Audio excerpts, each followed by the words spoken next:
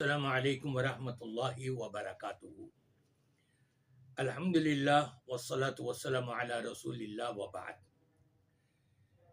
میرے معزز سامعین کرام، آپ اپنے دل کی گہرائی سے سوچئے گا اور فیصلہ کیجئے گا، کیا ایسے لوگوں کو مسلمان کہا جا سکتا ہے؟ کیا یہ مسلمان ہیں؟ ایمان والے تو دور کی بات ہے، مسلمان، کیا ان کو مسلمان کہا جائے گا یا کیا کہا جائے گا؟ آپ پہلے سن لیجئے اور اس کے بعد پھر آپ کمنٹ بھی کیجئے گا، بتائیے گا ضرور۔ بڑے پیر صاحب اللہ سے کہہ رہے ہیں غوث پاک عبد القادر جیلانی کہ مجھے دکھلاؤ یہ ساتوں آسمان تو نے کیسے بنائے۔ گویا کہ یہ انجینئر تھے، سگنیچر ان کو کرنا تھی۔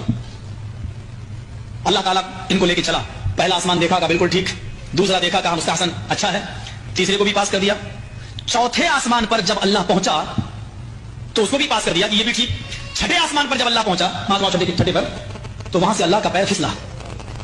بڑے پیر صاحب کا پیر نہیں پھسلا، میں بولنے میں غلطی نہیں کر رہا ہوں، اللہ کا پیر پھسلا اور چھٹے آسمان سے اللہ گرا اور وہ گر کر نیچے چوتھے آسمان پر آیا۔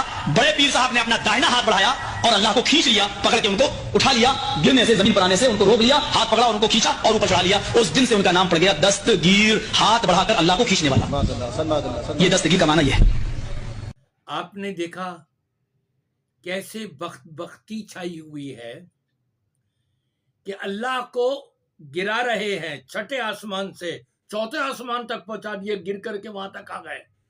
اور پھر ان کے جو پیرانے پیر تھے جن کو اللہ نے پیدا کیا تھا، خود بھی نہیں پیدا ہوئے، پیدا کرنے والا ان کو اللہ، اور یہ اللہ کو گرا کر کے بچانے والے کون؟ ان کے پیرانے پیر۔ انا للہ و انا الیہ راجعون۔ یہ کفر سے بھی بدتر نظریہ ہے، یہ شرک سے بھی زیادہ بدتر نظریہ ہے۔ کیا ان کو مسلمان کہا جا سکتا ہے؟ سوال ہی پیدا نہیں ہوتا۔ ان کا اسلام سے دور کبھی کوئی تعلق نہیں۔ یہ جتنے بھی سنی ٹنی قادری سہروردی ہیں، یہ ان سب کا یہی نظریہ ہے۔ آپ دیکھ لیں سنی ٹنی کیا کہہ رہے ہیں، کہتے ہیں جی میں ہوں قادری سنی ٹنی ton Tina ton Tina ton Tina ton. میں ہوں قادری سنی ٹن ٹن ٹنا ٹن، میں ہوں قادری سنی ton ton Tina ton Tina ton سنی۔ اسلام سے ان کا کیا تعلق؟ نبی پاک صلی اللہ علیہ وسلم کی سیرت طیبہ سے ان کا کیا تعلق؟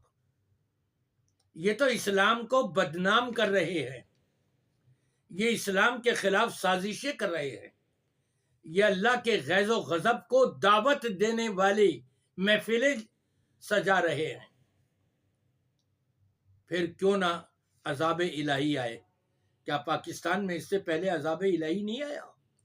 کتنی مرتبہ ایبٹ آباد میں دیکھ لیں آپ، پورے سندھ کے اندر دیکھیں جو سیلاب کی شکل میں آیا تھا، کس کس موقع پر کیا کیا عذاب نہیں آیا پاکستان میں۔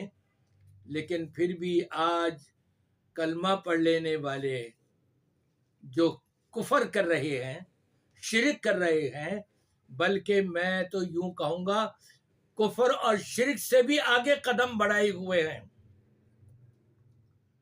اولئک کالانعام، یہ لوگ جانوروں کی مانند ہیں، بل ہم اضل، بلکہ ان سے بھی زیادہ بدتر اور گمراہ ہوئے ہیں۔ جانور تو اپنے مالک کو دیکھ کر کے کھڑا ہو جاتا ہے، لیکن یہ اس کتے سے بھی بدتر ہیں۔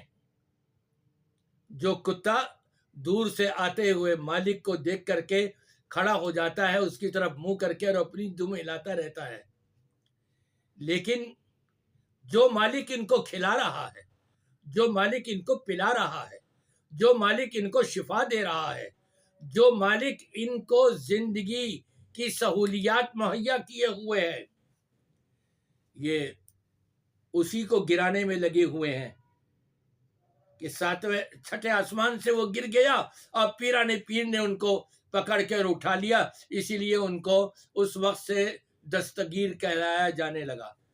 انا للہ و انا الیہ راجعون۔ یہ زمین، روئے زمین کے اوپر رہنے کے قابل نہیں ہیں، ان کو تو موت آ جائے تو اچھا ہے۔ کہ یہ ایسا نظریہ، ایسا عقیدہ، ایسی سوچے، وہ بھی کلمہ لا الہ الا اللہ محمد رسول اللہ پڑھنے کے باوجود۔ اللہ تبارک و تعالی کی لعنتیں ہوں ان کو پر، فرشتوں کی لعنتیں ہوں، روئے زمین کی ذرات کی تعداد سے بھی زیادہ کہ جو یہ اس طرح کا نظریہ رکھتا ہے۔